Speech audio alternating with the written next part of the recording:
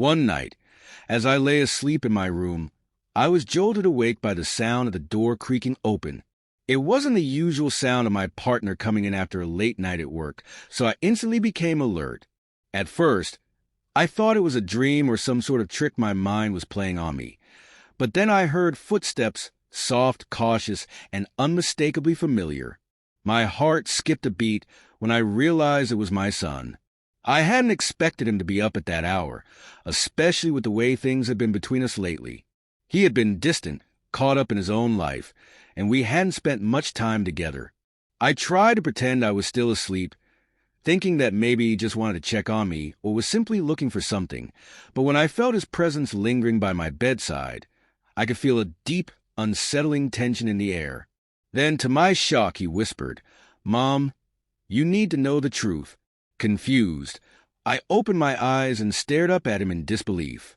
What could he possibly be talking about? But before I could ask, he continued, his voice barely a whisper. "You've been so blind, Mom." I didn't want to say anything, but I can't stand it anymore. His words hit me like a slap to the face, and I instantly knew something was horribly wrong. His next words felt like a dagger. "Dad, he's been cheating on you." I froze. The world around me seemed to collapse as my mind raced to process what he was telling me. Was this really happening? Was he serious? But my son, though young, had never shown any signs of making up stories. He wasn't the type to lie about something this big, especially not to me, he went on, describing the details of what he had seen. Late nights, mysterious phone calls, and moments when my husband would slip away without explanation. Each word felt like a crushing blow, breaking the trust one had in both my partner and the world around me. He spoke about the other woman, someone I had never known, and the way they had been seeing each other behind my back. I couldn't breathe. It was as though the room had shrunk, and I was suffocating in my own emotions. My son's face was filled with guilt, but there was nothing he could have done. He had been caught in the middle of a secret that had festered for far too long. In that moment, I realized how much of my life had been built on lies. My entire foundation had been shattered, and I didn't know where to go from there. My son, the one person I thought I could always count on, had just opened my eyes to a painful truth I had been too naive to see.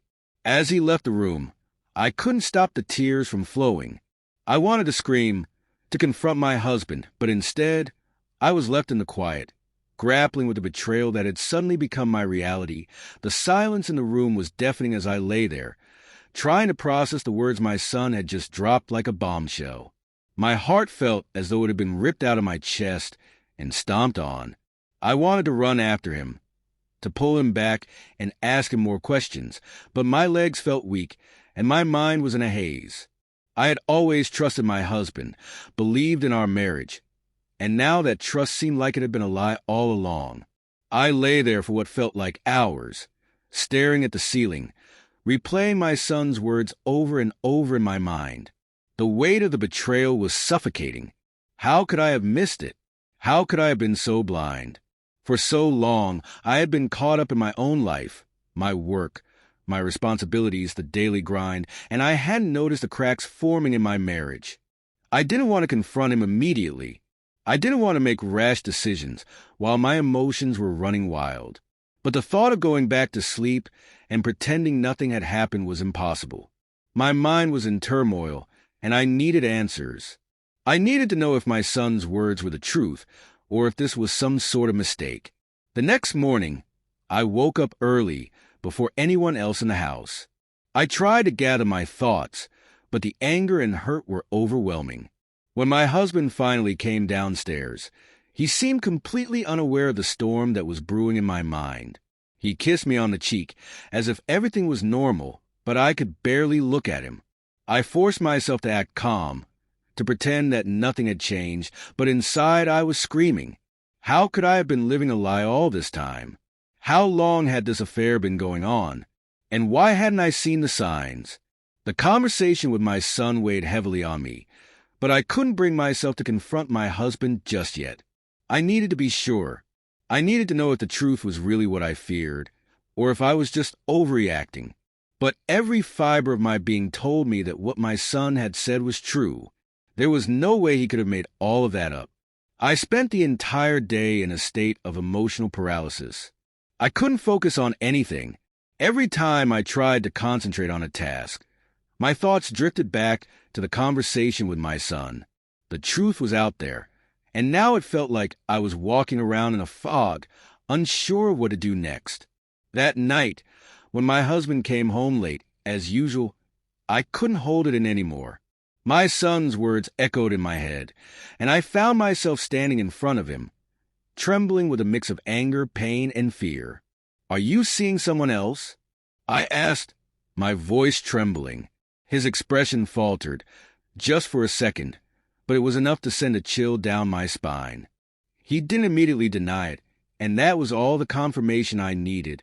The floodgates opened, and I demanded answers. He stumbled over his words, trying to explain, but it was clear that the truth had been uncovered. The affair, the lies, it all came out in the open. As he tried to justify his actions, I realized that the man I thought I knew, the man I had built a life with, was not the person standing before me now. He had betrayed me in the most painful way possible, and there was no going back. I don't know what will happen next. I don't know if our marriage can survive this. The love I once had for him feels like a distant memory now, replaced by a raw, aching wound. But one thing is certain. The truth has shattered everything. And now, it's up to me to figure out how to pick up the pieces of my life, no matter how broken they may be. The days that followed were a blur of raw emotion and confusion. The once familiar routine of our home felt alien, as though the very walls were suffused with the weight of the betrayal. I couldn't escape the images of my husband's lies, nor could I stop my mind from replaying my son's revelation over and over again. Each time, it felt like a fresh wound reopening. The initial confrontation with my husband had left me drained. I had expected anger, accusations, even a defense of his actions, but what I got was a broken man who seemed just as shocked by the magnitude of what he'd done.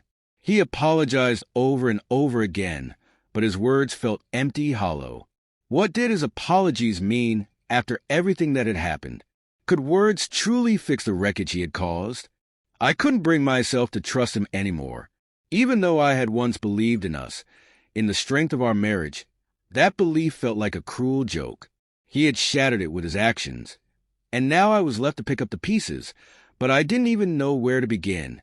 For a while, I threw myself into my work and other distractions, anything to avoid dealing with the painful reality at home. But there was no escaping it. Each time I walked into the house, I was reminded of the life we had once shared, the life that no longer felt like mine. I spoke to my son in private, and we had long, quiet talks. He was upset too, torn between love for his father and the hurt he felt from the betrayal. He was so young, and yet in that moment, I could see the weight of adulthood settling on his shoulders. I didn't want him to feel responsible for uncovering the truth, but he had helped me see what was happening in my own home, and I was grateful for his courage, even if it tore me apart. The hardest part of it all was facing the decision of what to do next. Divorce? Staying together for the sake of the family? It all seemed like an impossible choice. The love I once had for my husband seemed to have faded, but there were still fragments of it, buried beneath the hurt and the anger. Part of me wanted to walk away, to reclaim my dignity, to rebuild my life on my own terms. But another part of me was still clinging to the hope that we could somehow repair what had been broken. I tried to talk to him, to understand why it had happened, but the more I heard his explanations, the less I understood. He spoke of being unhappy, of feeling disconnected. But none of that was an excuse for the choices he had made. The affair had been going on for months, maybe longer, and he had lied to my face countless times. I was left wondering if any of it had ever been real, if he had ever truly loved me, or if I had just been a part of his comfortable life that he had grown tired of. I realized that I had to do what was best for me. I couldn't stay in a marriage built on lies, no matter how much history we had together. The pain was too much to bear. But the hardest part was the uncertainty, the unknowns. How would my son cope? How would we both navigate this new chapter of our lives?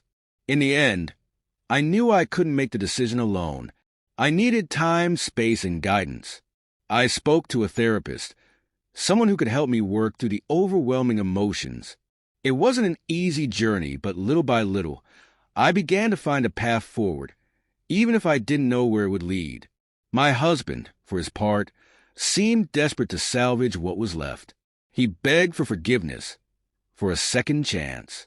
But part of me knew that forgiveness didn't mean forgetting, and I didn't know if I could ever truly forget what he had done to me. I looked at my son one evening, his face filled with concern for me, and I realized that whatever happened, I had to move forward for both of us. I didn't want my son to grow up thinking that this kind of pain was normal, that it was something to accept or tolerate. I wanted him to see strength in me, even if it meant making difficult choices. The truth had shaken me to my core, but it had also given me clarity. I couldn't remain in the shadows of my husband's lies. The only way forward was to face the pain, to confront the truth, and to rebuild my life in a way that would honor who I was, separate from the man who had betrayed me. And so, with a heavy heart, I made the decision to take control of my own future, even if it meant walking away from the life I had known.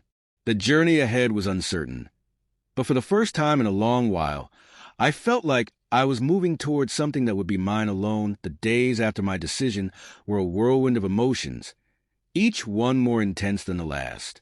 As I packed up my things, I felt both a deep sadness and an odd sense of relief. The house that had once been filled with love and laughter now felt like a prison. I couldn't stay there, surrounded by the memories of a life that no longer existed. My son, though still struggling with the reality of it all, was my anchor.